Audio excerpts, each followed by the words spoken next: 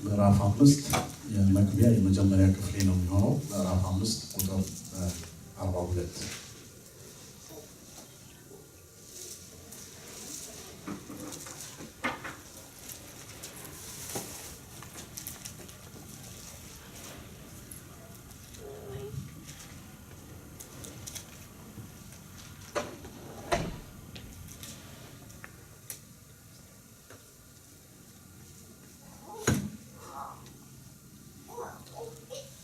ከማንበባችን በፊት ከይቅርታ ጋር አሳቢ ትንሽ ተበታትኖብኝ ነበር እና በማዕከላችን እንግዳ አለ፣ የዋጆ አባት እና እንኳን ደህና መጡ። ክብር ለእግዚአብሔር ይሁን። እንደተነሳው ነበር አስተዋወቅ ያደረኩት። ከፈለጋችሁ እንዴት እንደምትረሱ ለማወቅ ከፈለጋችሁ እዚህ ጋር ክብር ለእግዚአብሔር ይሁን። ጌታ ይባርካችሁ። የሐዋርያት ሥራ ምዕራፍ 5 ቁጥር 42 ይሄ የክፍሌ የመጀመሪያው ሀሳብ ነው።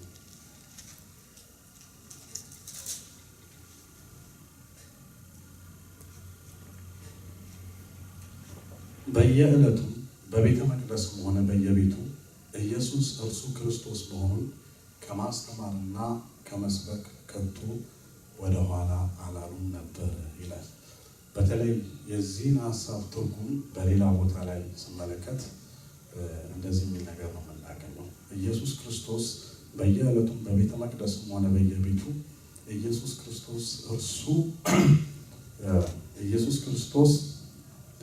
እርሱ ክርስቶስ መሆኑን ከማስተማርና ከመስበክ ከማሰብም ወደ ኋላ አላሉም የሚል ነገር አለ በሌላ ትርጉም ላይ እና በተለይ ማሰብ የሚለው በደንብ ጎልቶ የተቀመጠበት ሁኔታ እዚህኛው ላይ እንደዚህ አይነት የሚል ሀሳብ የለም። ለማንኛውም ከማሰብ የሚመጣ ነገር እንደሆነም ልናስብ እንችላለን። በየዕለቱ በቤተ መቅደስም ሆነ በየቤቱ ኢየሱስ ክርስቶስ መሆኑን ከማስተማርና ከመስበክ ወደ ኋላ አላሉም ነበር ይላል።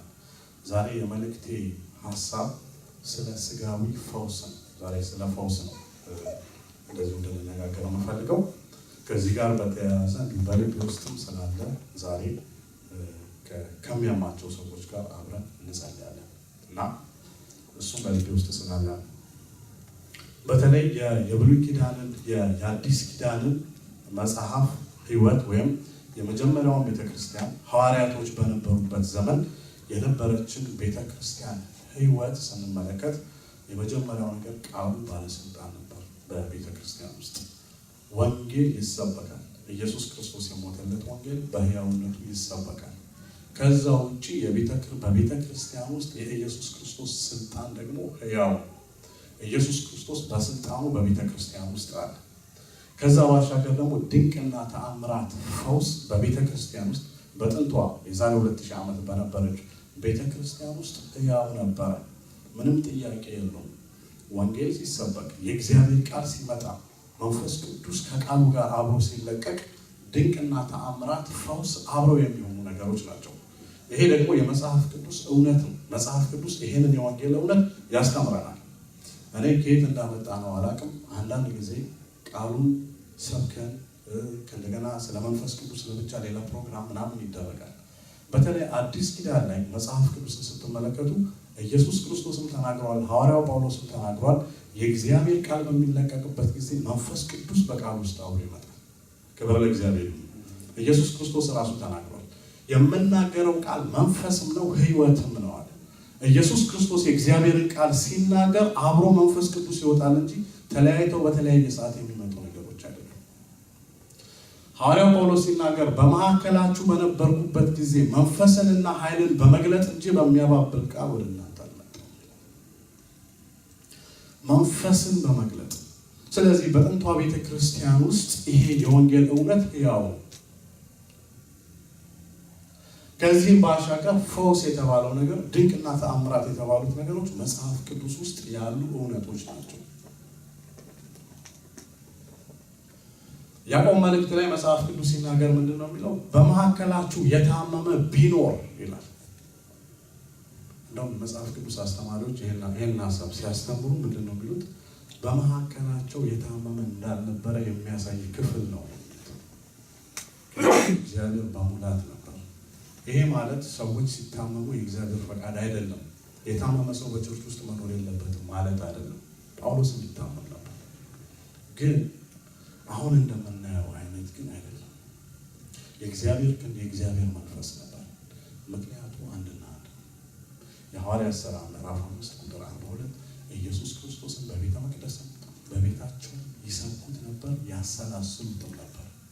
ክብር ለእግዚአብሔር ይሁን። ይሄ ዋና ነገር ነው። በቤተ ክርስቲያን ውስጥ በአንድ ቡድን ላይ በጀማ ወንጌል ላይ ብቻ የሚነገር አይደለም። ኢየሱስ ክርስቶስ በቤት ለቤት ፕሮግራምም የሚጠራ ነው። ኢየሱስ ክርስቶስ በቤተ መቅደስ ውስጥም የሚሰበክ ነው። ኢየሱስ ክርስቶስ ብቻችንንም ስንሆን የምናሰላስለውና የምናስበው ሕያው የሆነ አምላክ ነው። ይሄ ከሆነ የእግዚአብሔር ኃይል በሕይወታችን ውስጥ መስራት ይችላል፣ ይንቀሳቀሳል። ስለዚህ መጽሐፍ ቅዱስ ስለ ሐዋርያቶች ስለነበሩበት ሕይወት ሲናገር ይህንን ነው የሚናገር።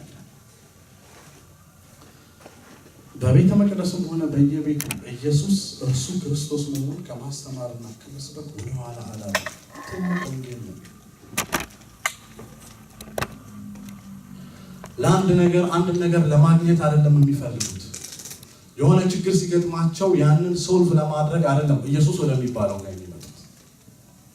ሁል ጊዜ በሕይወታቸው ውስጥ ቀጣይነት ያለው ሕይወት ነው። ክብር ለእግዚአብሔር ነው። ለእኔ ሕይወት ክርስቶስ ነው ማለት ሕይወት የሚባለው ነገር ክርስቶስ ነው።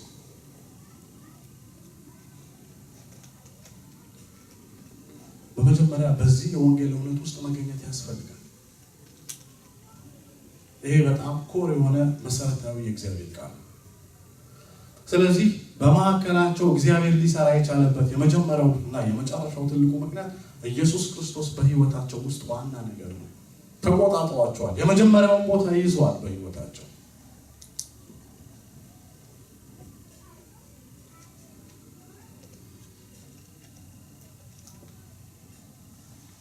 ስለ ስጋዊ ፈውስ እንዲሁ አንዳንድ ነገሮችን እንድናይ እፈልጋለሁ።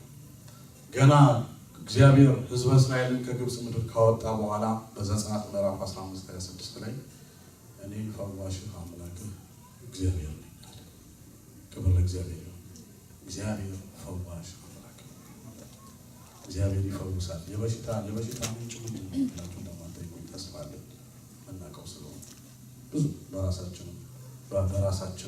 ለራሳችንም እንኳን ራሳችንን በትክክል ባለመከታተል የሚመጡ ነገሮች ሴጣን ያመጣል፣ ኃጢአት ያመጣል፣ በአደጋዎች አንዳንድ ጊዜም በእግዚአብሔር ፈቃድ ኤልያስ ሊሞት በሚችልበት በሽታ ታሞ ነበር። እግዚአብሔር ሊገለን በሚፈልግበት ጊዜ መሰረታዊ የሆነ አንድ በሽታ ሊያመጣ ይችላል።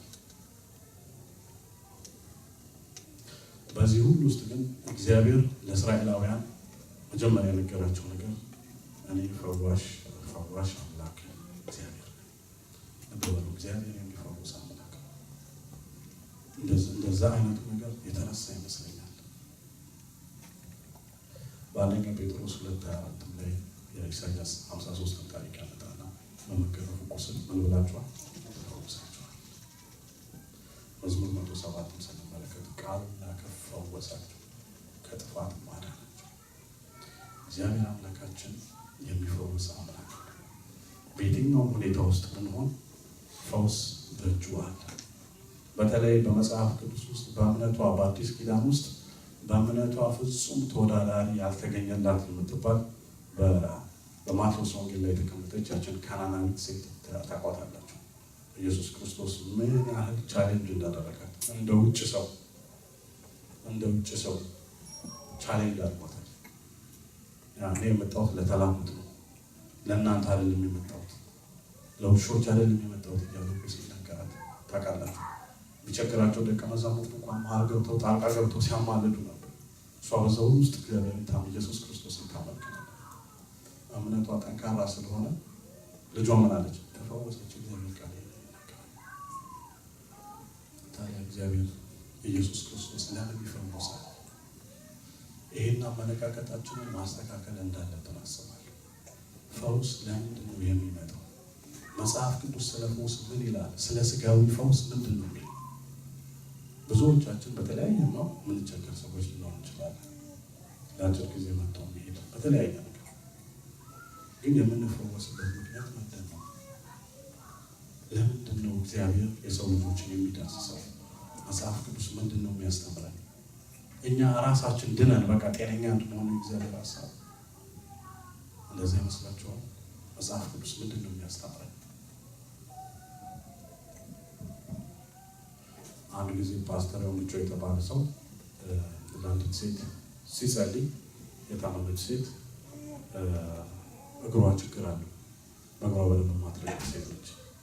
በኋላ የጸለይላት የእግዚአብሔር መንፈስ ተናገረ። አቁም ጸሎትን አለኛል። በኋላ ለምን አለና እችን ሴት አሁን ለእግርሽ እንዲጸለይልሽ የምትፈልጊው ለምንድን ነው አላት። ለመዳን። ከዳንሽስ በኋላ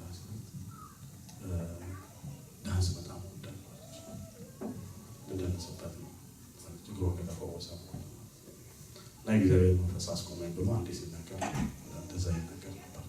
ለመሆኑ እግዚአብሔር ዓላማው ምንድን ነው?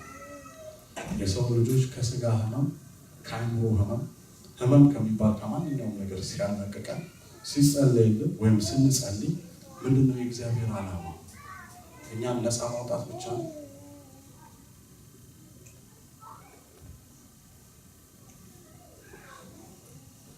አዲስ ኪዳን ትልቅ የፈውስ ኢንስቲትዩት ነው።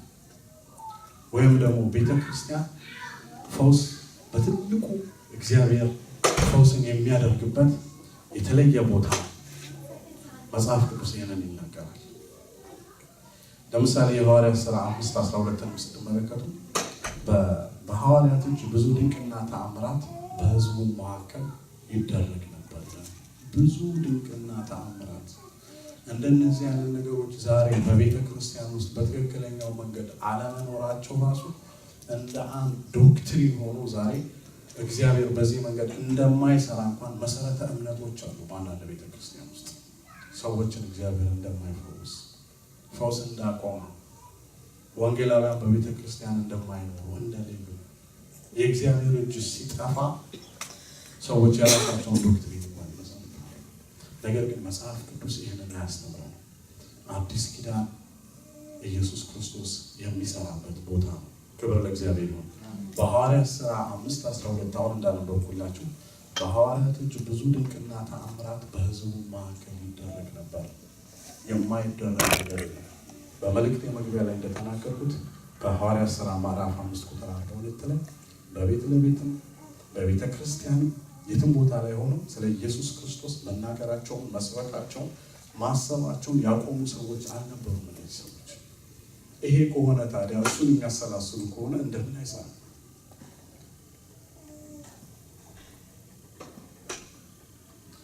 ከብሉይ ኪዳንም ጀምሮ ስንመለከት በኢሳይያስ 53:4 ላይ በእውነት ደዌያችንን ተቀበለ ሕመማችንን ተሸከመ። አንዳንድ ሰዎች ይህንን ጥቅስ ለመንፈሳዊ ደህንነት ብቻ እንደተጻፈ ያስባሉ። መጽሐፍ ቅዱስ ግን ይሄ ቀጥታ ከስጋም ፈውስ ጋር እንኳን የተያያዘ እውነት እንዳለው ይናገራል። ኢየሱስ ክርስቶስ ስለ እኔና ስለ እናንተ ደዌያችንን ሲቀበል፣ ሕመማችንን ሲሸከም፣ መርገማችንን፣ ኃጢአታችንን፣ በሽታችንን ሁሉ ወስዶታል። ክብር ለእግዚአብሔር ነው። ኢየሱስ ክርስቶስ ታዲያ ለምን ይፈውሳል? የሚፈወስበት ምክንያቱ ምንድን ነው? ሰዎች ከስጋ በሽታ ነፃ እንዲወጡ እግዚአብሔር ለምን ይፈልጋል? አንደኛ ስለ ኢየሱስ ክርስቶስ አዳኝነትና ፈዋሽነት የተነገሩ በብሉይ ኪዳን ውስጥ ያሉ ትንቢቶች ይፈጸሙ ዘንድ እውን ስለሆነ፣ ይሄ የመጀመሪያው ምክንያት ነው። ኢየሱስ ክርስቶስ በስጋ ከመምጣቱ በፊት ስለ እሱ የተነገሩ ትንቢቶች ሁሉ እውን መሆን ስላለባቸው ኢየሱስ ክርስቶስ ይህንን ያደርጋል። ማቴዎስ ምዕራፍ 8 ከ16 እስከ 17 ያለው ክፍል ሄዳችሁ ማየት ትችላላችሁ። ብዙዎችን ወደ እርሱ አመጡ፣ በኢሳይያስም እንደተጻፈው እርሱ ድካማችንን ተቀበለ፣ ደዌያችንን ተሸከመ የተባለው ይፈጸም ዘንድ ይላል።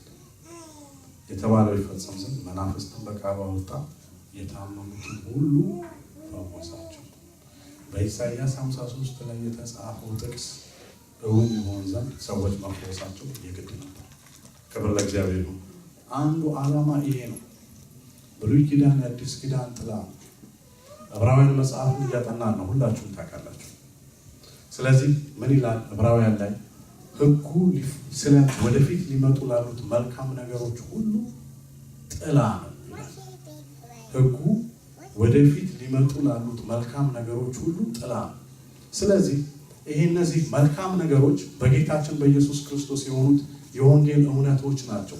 እነዚህ ሁሉ ነገሮች መፈጸም ስላለባቸው በብሉይ ኪዳን ውስጥ የተቀመጠው የወንጌል እውነት በሕያውነት መቀመጥ ስላለበት የመጀመሪያው ነገር ኢየሱስ ክርስቶስ ለምንድን ነው የሚፈውሰው ብለን ስንጠይቅ እነዚህ ነገሮች መፈጸማቸው እውነት ስለሆነ፣ ክብር ለእግዚአብሔር ነው።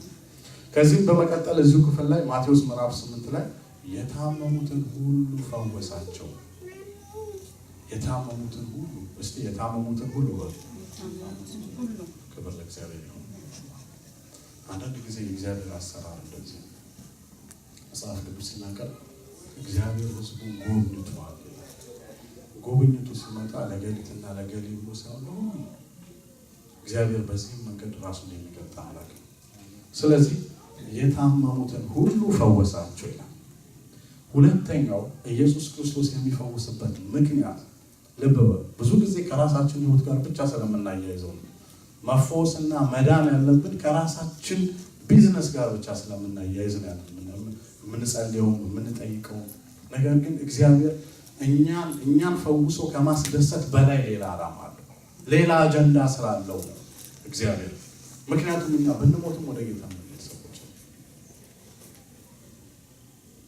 እንደታመምንም ኖረን መሞት እንችላለን። እግዚአብሔር ያ አይደለም ቢዝነሱ። እኛ ከምንደሰተው ደስታ መሄድ ማንችል ከሆነ ቆመን ከመሄዳችን በላይ እግዚአብሔር አጀንዳ ስላለው። ሁለተኛው ርኅራኄውን ሐዘኑን ለመግለጽ ነው። ማቴዎስ 14:12 መጥቶም ብዙ ሕዝብን አየ፣ አዘነላቸው፣ ደዌዎቻቸውን ፈወሰ። ክብር ለእግዚአብሔር ነው። የእሱ ሐዘኔታውን ለእኛ የሚገልጽበት አንዱ መንገድ ካለብን ደዌ እኛን ነፃ በማውጣት አይዶን ነው። እንደዚህ እንደምታስቡ አላውቅም። የእኛ መሰቃየት እሱን ያሳዝነዋል። ክብር ለእግዚአብሔር ነው። የእኛ ማዘን እሱን ያሳዝነዋል። የእኛ መጎዳት እርሱን ያሳዝነዋል። ዳኒ እሱን በር ትዘጋው። ጌታ ይባርካችሁ።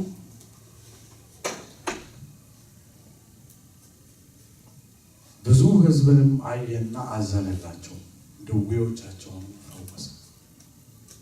ስለዚህ እኛ ከምንፈልገው፣ እኛ ከምንጠይቀው፣ እኛ ከምንደሰተው በላይ እግዚአብሔር እኔና እናንተን ሲፈውስ ኃይሉን ሲያሳየን እጁን በእኛ ላይ ሲገልጥ ዓላማ አለ። ርኅራኄውን ለልጆቹ የሚገልጽበት መንገድ ነው። ምክንያቱም እግዚአብሔር ራሱ ምን ስለሆነ ፍቅር።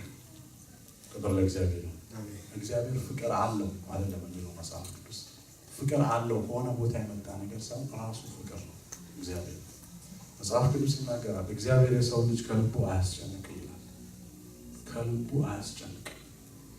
የሚያዝን አምላክ ነው ያለን፣ የሚራራ አምላክ ነው ያለን፣ የሚያለቅስ አምላክ ነው ያለን፣ አብሮን የሚጨነቅ አምላክ ነው ያለን፣ አብሮን የሚሰቃይ አምላክ ነው ያለን። ክብር ለእግዚአብሔር ነው። ታዲያ ለምን ሰው ሆነ? ሰው የሆነበት ምክንያት ይሄ ነው። ኢየሱስ ክርስቶስ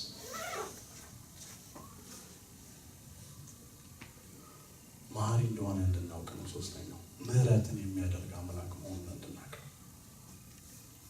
ፊልጵስዩስ 2:27 ማየት ትችላላችሁ። በእውነት ታሞ ለሞት እንኳን ቀርቦ ነበር፣ ነገር ግን እግዚአብሔር ማረው ይላል። በሐዘን ላይ ሐዘን እንዳይደራረብብኝ እርሱ ስለ እኔ ሲል ነው እንጂ ይላል። ምህረቱን የሚያሳይ አምላክ ነው። ክብር ለእግዚአብሔር ይሁን። ፈውስ የሚመጣበት አንዱ ምክንያት እግዚአብሔር መሐሪ መሆኑን እንድናይ ነው። ልብ በሉ፣ እነዚህ ሁሉ ነገሮች ነው የምንረሳቸው። የዛሬ ዘመን ፈውስ እንኳን ካለ ከምን ጋር ነው የምናያይዘው? በቤተ ክርስቲያን ውስጥ ፈውስ ሲሆን ሰውየው ሲድን የምናያይዘው ከሰውየው ጋር ብቻ ነው። በቃ አይኑ በራ ቆመ። እንደዛ አይደለም። እግዚአብሔር ከዛ ማሻገር ሌላ መልእክት አለ። ሰውየው አይኑ በርቶ ከሚሄደው ሌላ እግዚአብሔር አጀንዳ አለ። ምህረቱን የሚገልጽበት አንዱ መንገድ ፈውስ ነው። በእውነት ታሞ ለሞት እንኳን ቀርቦ ነበር፣ ነገር ግን እግዚአብሔር ማረው። ፈውስ ከእግዚአብሔር ከአምላካችን ዘንድ ነው። እነ ጳውሎስ ሲያልፉ፣ እነ ጴጥሮስ ሲያልፉ ጥላቸው የሚፈውስ ሰዎች እዚህ ቦታ ላይ ግን ያደረጓቸው ለሞት የቀረበን ሰው ያይ ነበር። ጳውሎስ አዝኗል። በሐዘን ላይ ሐዘን እንዳይደራረብ ይላል። ተስፋ ቆርጧል። ጳውሎስ አንዳንድ ጊዜ ጥልቀት ባለው ተስፋ መቁረጥ ውስጥ ይገኛል።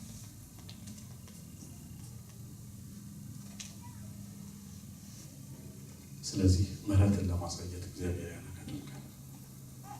ሌላው ሁላችንም እንደምናውቀው የዲያብሎስንም ስራ ለማፍረስ አንደኛ ዮሐንስ 3:8 እግዚአብሔር የዲያብሎስን ስራ እንዲያፈርስ የእግዚአብሔር ልጅ ምን አለ? ተገለጠ። ክብር ለእግዚአብሔር ነው። የእግዚአብሔር ልጅ ሲገለጥ በጉባኤ ውስጥ እግዚአብሔር ኢየሱስ ክርስቶስን ሲያከብር የሚሆነው ነገር የመጀመሪያው የዲያብሎስ ስራ ነው ማፈራረስ። አይታችኋል። የእግዚአብሔር ልጅ ሲንቀሳቀስ ይጮሃል፣ መንፈስ ስራው ይፈርሳል፣ እቅዱ በሙሉ ይገለባበጣል። የእግዚአብሔር ልጅ የሚገለጥበት አንዱ መንገድ ይሄ ነው።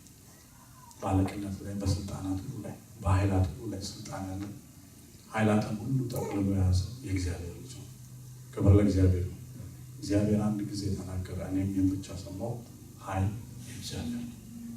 ኃይል የማንም ማለት ነው። የፈውስ ኃይል በእግዚአብሔር በአምላካችን ልጅ ነው ያለው። ክብር ለእግዚአብሔር ነው። ስለዚህ የዲያብሎስን ስራ ሊያፈርስ የእግዚአብሔር ልጅ ተገለጠ ይላል። ሌላው የፈውስ ዓላማ እግዚአብሔር ከስጋዊ ፈውስ እኔና እናንተ ነፃ የሚያወጣበት ሌላው ዓላማ እግዚአብሔር እየሰራ እንዳለ እንድናይ ነው። የእግዚአብሔርን ስራ እንድናውቅ ነው። ልብ በሉ። ዮሐንስ ምዕራፍ 9 ላይ ማየት ትችላላችሁ። ከአይኑ ከመወለዱ ጀምሮ ውል የነበረ ሰው ሲድን ሌላ ምክንያት አልተሰጠም። እንዴ ሰውዬ የሚል ሌላ ቴዎሎጂ ውስጥ አለ። የእግዚአብሔር ስራ በእርሱ እንዲገለጥ ነው። እግዚአብሔር የሚሰራ አምላክ ስለሆነ ነው። ክብር ለእግዚአብሔር። ይሄ ወንጌል ነው። ወንጌል ነው። የእግዚአብሔር አምላካችን ስራ በሰዎች ሕይወት ውስጥ ይመጣል። ሰዎች ሲታመሙ እግዚአብሔር እንደሚሰራ ያሳያል እየፈወሰ።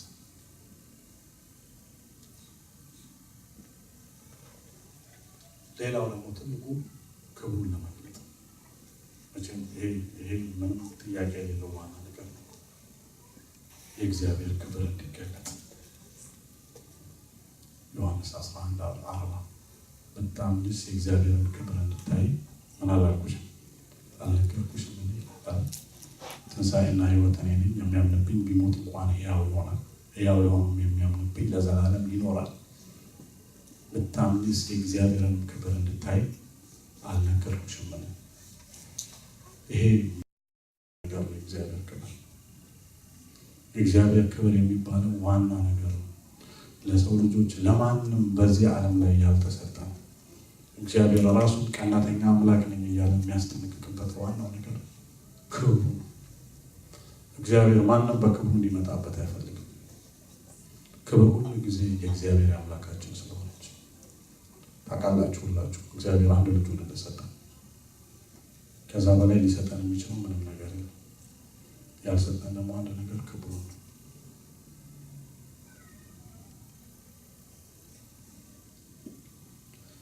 ሉቃስ ምዕራፍ 13 ከ11 እስከ 17 ያለው ክፍል ሄዳችሁ ማየት ትችላላችሁ። ለ18 ዓመት የድካም መንፈስ የነበረባትን ሴት ታሪክ ታያላችሁ። ኢየሱስ ክርስቶስ ወዲያው እጁን ጫነባት፣ ተፈወሰች፣ ለእግዚአብሔርም ክብርን ሰጠች ይላል መጨረሻ። ስለዚህ የፈውስ አንዱ ዓላማ ለእግዚአብሔር ክብርን ማስገኘት ነው። ተፈውሰው የነዛን የለምጻሞቹን ታሪክ ታውቃላችሁ። ሳያመሰግኑ እንኳን ሄዱ።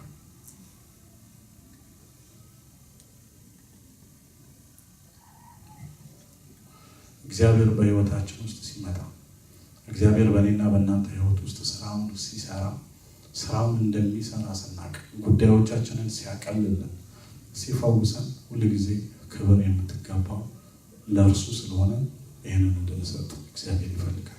ስለዚህ አዲስ ኪዳንን መርሙ እነዚህ የፈውስ ዓላማዎች ናቸው።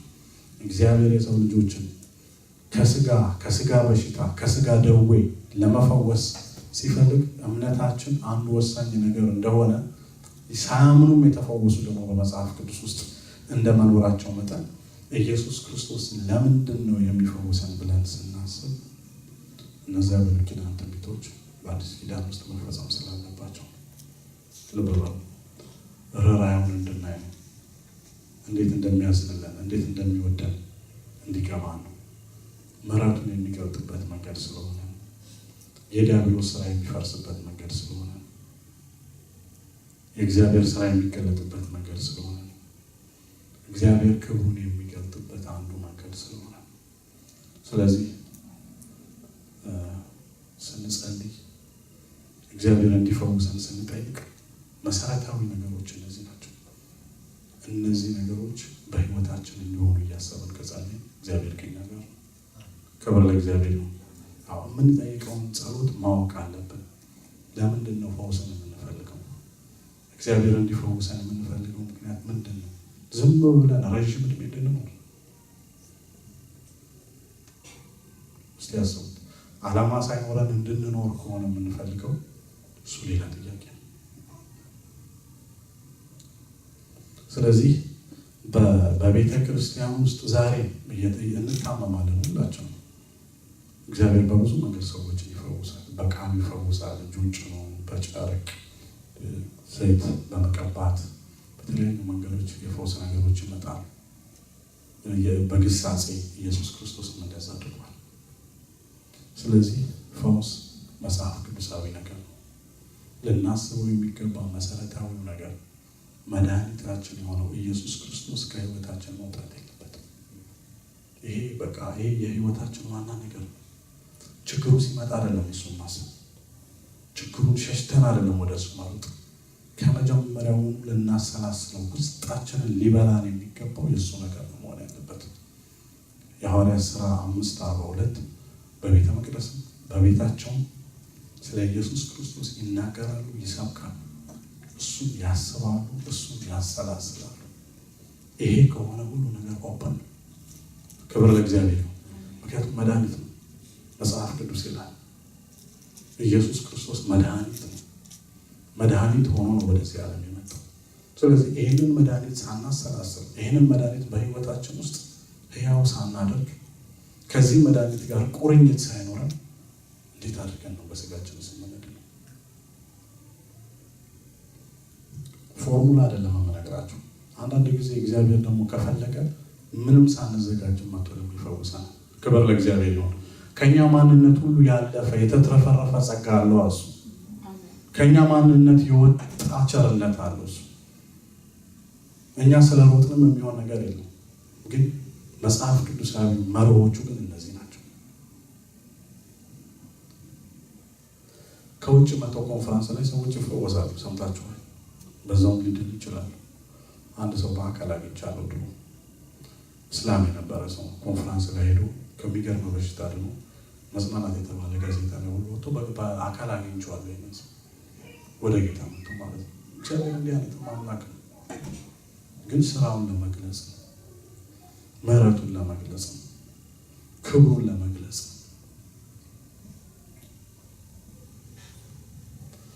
በሚሆንብን ነገር ሁሉ እግዚአብሔር ክብሩን ይግለጥ።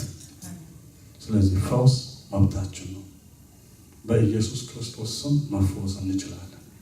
በእርሱ እስካመንን ድረስ እርሱ ደዌያችንን ተሸክሟል። እርሱ ሕመማችንን ተቀብሏል። ክብር ለእግዚአብሔር ይሁን።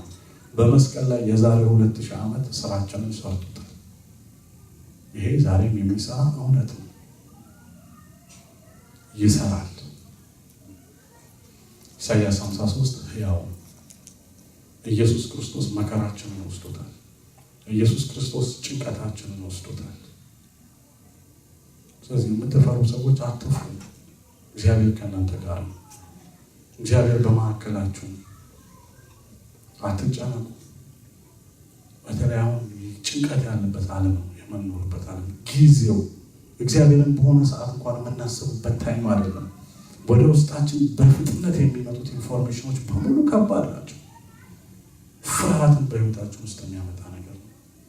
እነግራችኋለሁ፣ እንደ ጥንቷ ቤተክርስቲያን ኢየሱስ ክርስቶስን ስበኩ፣ ኢየሱስ ክርስቶስን አስተምሩ፣ ኢየሱስ ክርስቶስን አሰላስሉት።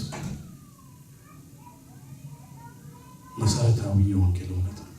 ይሄ ከሆነ እግዚአብሔር ከኛ ጋር ነው። ክብር ለእግዚአብሔር ይሁን። ሁላችንም እንጸልይ።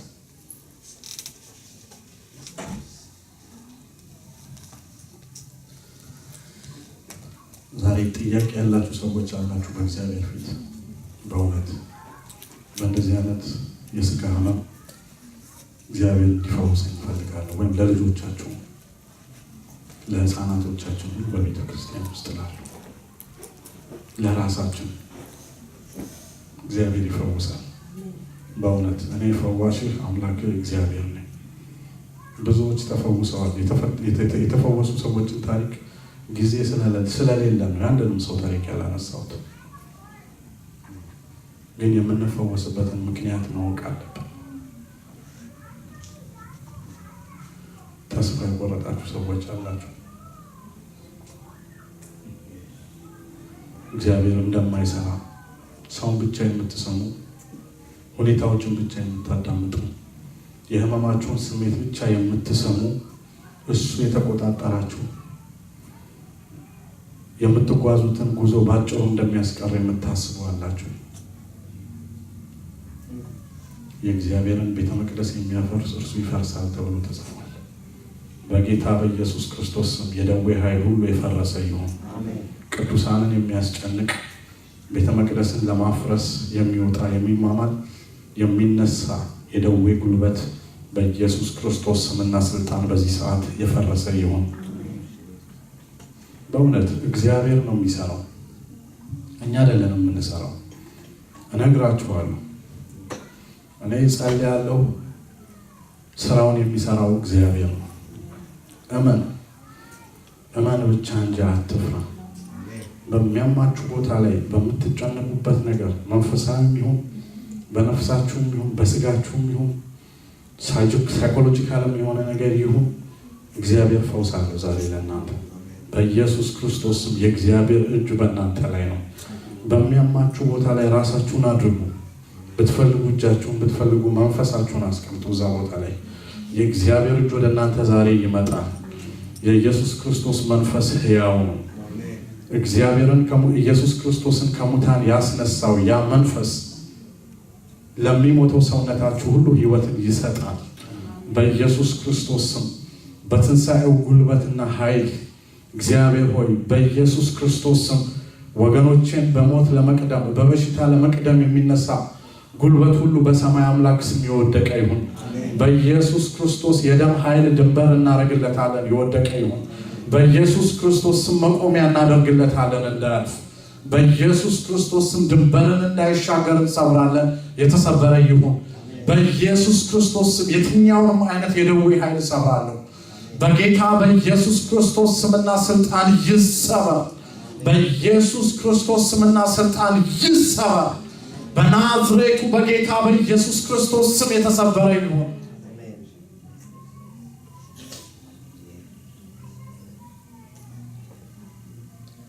ድንቅና ተአምራት ከእግዚአብሔር ዘንድ ነው።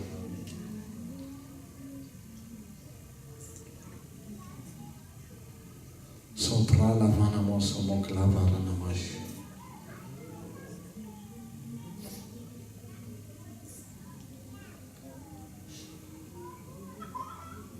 Oh, hallelujah.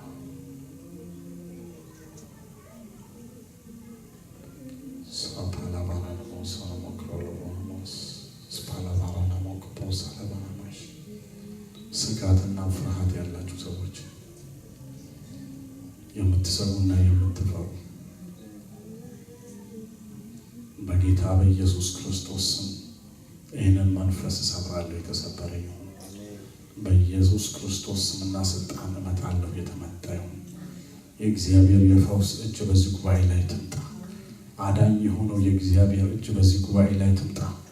ከሞት ወደ ሕይወት ያሸጋገረን የዘላለምን ሕይወት የሰጠን የእግዚአብሔር ክንድ በስጋ ደዌያችን ሁሉ ላይ በዚህ ሰዓት የተገለጠ ይሁን በኢየሱስ ክርስቶስ ስም። የሚያድነው የእግዚአብሔር እጅ በዚህ ጉባኤ ላይ ትገለጥ። በናዝሬቱ በጌታ በኢየሱስ ክርስቶስ ስምና ስልጣን ትገለጥ። በጌታ በኢየሱስ ክርስቶስ ስም ትገለጥ። በጌታ በኢየሱስ ክርስቶስ ስም ትገለጥ።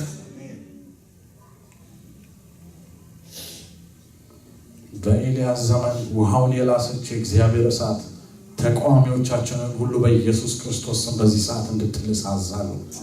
በኢየሱስ ክርስቶስ ስምና ስልጣን ያቺ እሳት በጌታ በኢየሱስ ክርስቶስ ስምና ስልጣን በዚህ ሰዓት ትምጣ።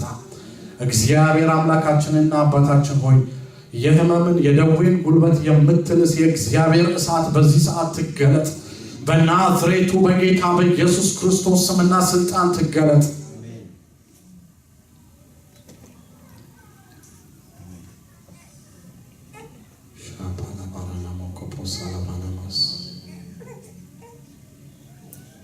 ወገኖቼ ጊዜውን ተጠቀሙበት። እግዚአብሔር እየሰራ ነው።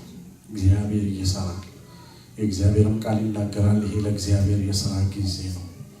መሪ ጥቅሳችን ያመጡ ይሄ ነው። ታውቃላችሁ እግዚአብሔር ይሰራል። እግዚአብሔር ይሰራል። እግዚአብሔር ይሰራል። የእግዚአብሔር ኃይል ለማዳን ነው። በጌታ በኢየሱስ ክርስቶስ ስምና ስልጣን የእግዚአብሔር ኃይል ለማዳን ነው። እኛ እዚሁ ቤተክርስቲያን ውስጥ ደግሞ እናውቃለን የእግዚአብሔር እጅ ሲሰራ። እግዚአብሔር እየሰራ ነው። ክብር ለእግዚአብሔር ይሁን። ለማዳና ማሳና ማክላቦሩ ነው ሶፎክራ ላፋስ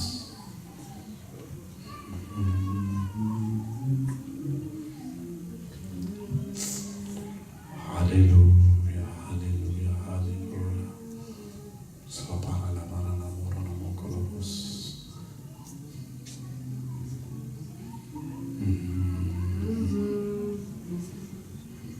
ኃይል የእርሱ ነች። ክብር ለእግዚአብሔር ይሁን።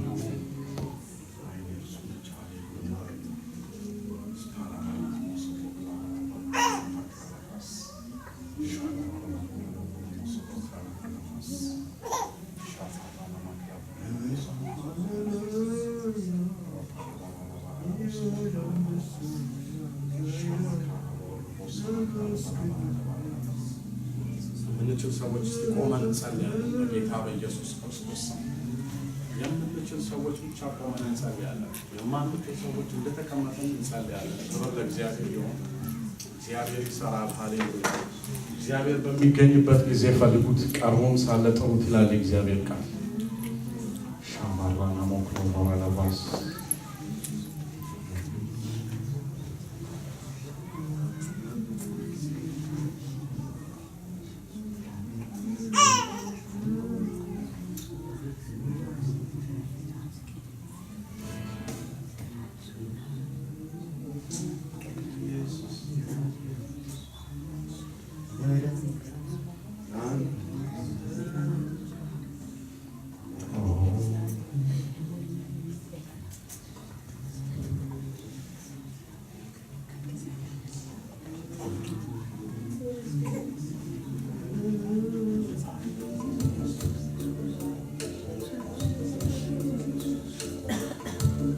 ኃይል እግዚአብሔር አምላካችን ነው። ሃሌሉያ ሃሌሉያ። በኃይልም ቢሆን እንዳንተ ማነው ኃያል? በክብር ቢሆን እንዳንተ ማነው ክቡር በስልጣን ቢሆን እንዳንተ ማነው ባለስልጣን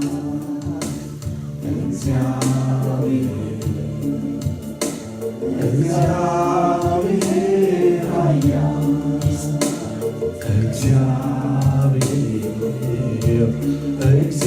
እግዚአብሔር ኃያል በኃይልም ቢሆን እንዳንተ ማነው ኃያል በክብር ቢሆን እንዳንተ ማነው ክቡር በስልጣን ቢሆን እንዳንተ ማነው ባለስልጣን ከፍ ካለው በላይ ከፍ ያለው ያያል ይላል። በእናንተ ላይ ከፍ ካለው በላይ ከፍ ያለው ኢየሱስ ክርስቶስ ያያል። ሃሌሉያ! እግዚአብሔር ሃሌሉያ!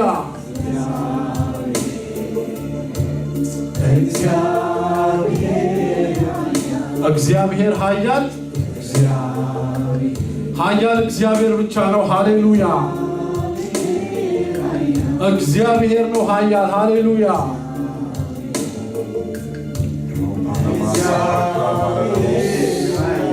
በኃይልም ቢሆን እንዳንተ ማነው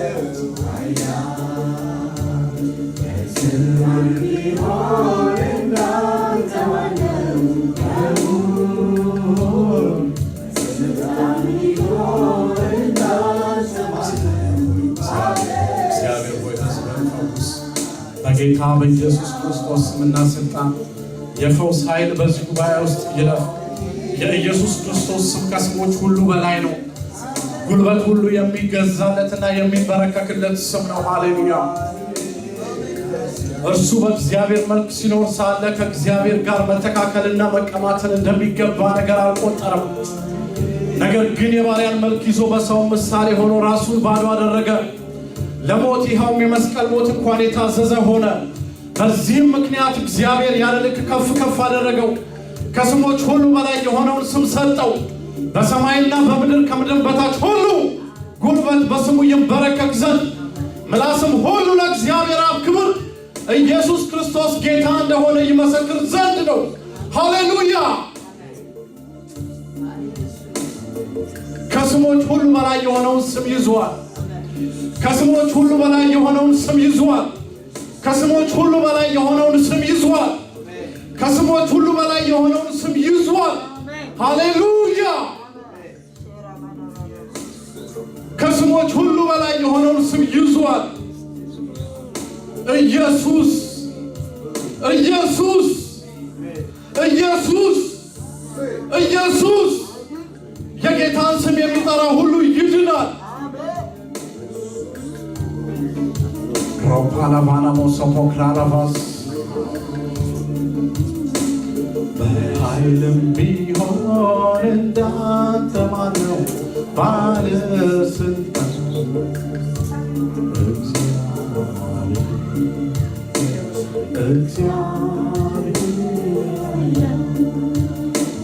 ሮፓላባና ማራና ሞክሮቦስ ኢየሱስ ክርስቶስ የእግዚአብሔር እጅ በዚህ ሰዓት ይምጣ። እግዚአብሔር ሆይ በወንዶችና በሴቶች ልጆች ላይ በዚህ ሰዓት አንተ እለፍ። የሚፈውስ የእግዚአብሔር እሳት በላያቸው ላይ ይለፍ።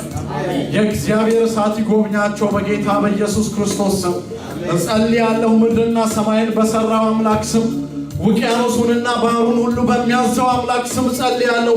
በኢየሱስ ክርስቶስ ስምና ስልጣን የደዌ ኃይል የተንከባለለ ይሁን። በኢየሱስ ክርስቶስ ስም የተነሳ ይሁን። የደዌን ጉልበት በኢየሱስ ስም እቀጠቅጣለሁ፣ የተቀጠቀጠ ይሁን። በኢየሱስ ክርስቶስ ስም የተነሳ ይሁን። በኢየሱስ ክርስቶስ ስም ይነሳ።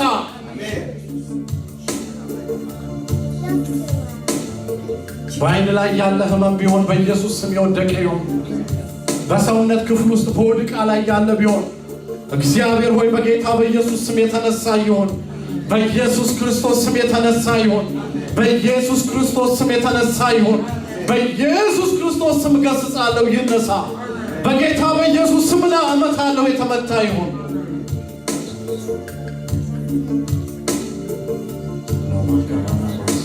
እጅ ትልቅ ነው እግዚአብሔር ሆይ፣ እጅ ትልቅ ነው እግዚአብሔር ሆይ፣ እጅ ትልቅ ነው እግዚአብሔር ሆይ፣ እጅ ትልቅ ነው እግዚአብሔር ሆይ፣ እጅ ትልቅ ነው እግዚአብሔር ሆይ፣ እጅ ትልቅ ነው እግዚአብሔር ሆይ፣ ስራ ትልቅ ነው እግዚአብሔር ሆይ፣ ክብር ትልቅ ነው እግዚአብሔር ሆይ፣ ቸርነት ትልቅ ነው እግዚአብሔር ሆይ፣ ምሕረት ትልቅ ነው እግዚአብሔር ሆይ፣ ርኅራኄ ትልቅ ነው እግዚአብሔር ሆይ።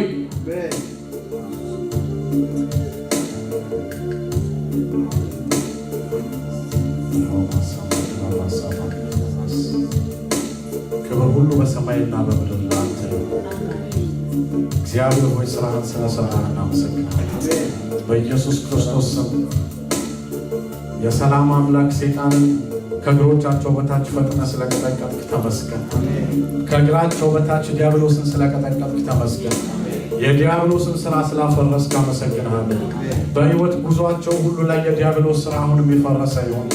የሚያዘገይ እንቅፋትን እግዚአብሔር ሆይ በሳር ውስጥ እንቅፋትን የሚያስቀምጥ የአጋንንት ጉልበት ሁሉ እግዚአብሔር ከመንገዳቸው ዞር ያለ እንዲሆን አዛለሁ በኢየሱስ ክርስቶስ ስም። እግዚአብሔር ሆይ ይህንን ሰው ፍጹም ጤና ሆኖ አየነው ተብሎ እንደተጻፈ እግዚአብሔር ሆይ ይሄ ጉባኤ እግዚአብሔር ሆይ አሁንም ጤነኛ ይሁን በኢየሱስ ክርስቶስ ስም። የታመሙ ሁሉ የተፈወሱ ይሁኑ በጌታ በኢየሱስ ክርስቶስ ስም። የተፈወሱ ይሁኑ በናዝሬቱ በኢየሱስ ክርስቶስ ስም። የተፈወሱ ይሁኑ በኢየሱስ ክርስቶስ ስም። የተፈወሱ ይሁኑ በኢየሱስ ክርስቶስ ስም። የተፈወሱ ይሁኑ በኢየሱስ ክርስቶስ ስም። መዳናቸውን በሰውነታቸው ይወቁ።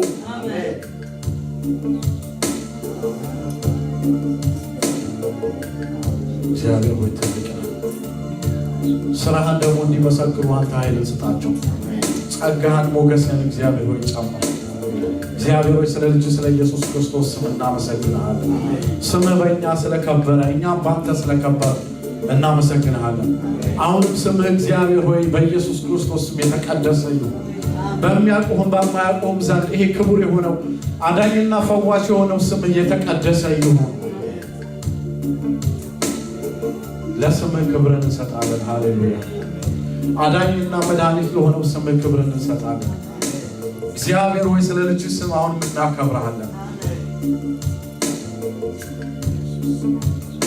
ቃሉን ላከፈወሳቸው ተብሎ ተጽፏልና ምስጋና ሁሉ ለአንተ ይሁን። ፍጹም እነዚህ ሰዎች ጤነኞች ይሁኑ በኢየሱስ ስም። ጤነኞች ይሁኑ።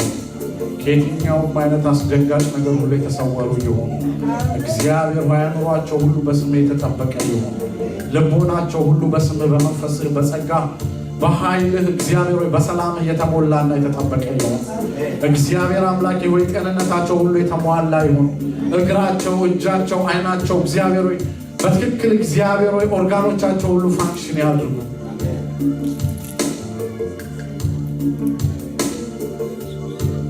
በደረቅ በረሃ ላይ ምንጭን የምታፈልቅ በምድረ በዳ ውስጥ መተላለፊያ ያለ እግዚአብሔር አምላኬ ሆይ በጠባቡ መንገድ በቆንጥር ውስጥ ልጆችን ስለምታሾልክ ክብር ሁሉ ለአንተ ይሁን። ምስጋና ስግደት ሁሉ ለዘላለም ለአንተ ይሁን በጌታ በኢየሱስ ክርስቶስ።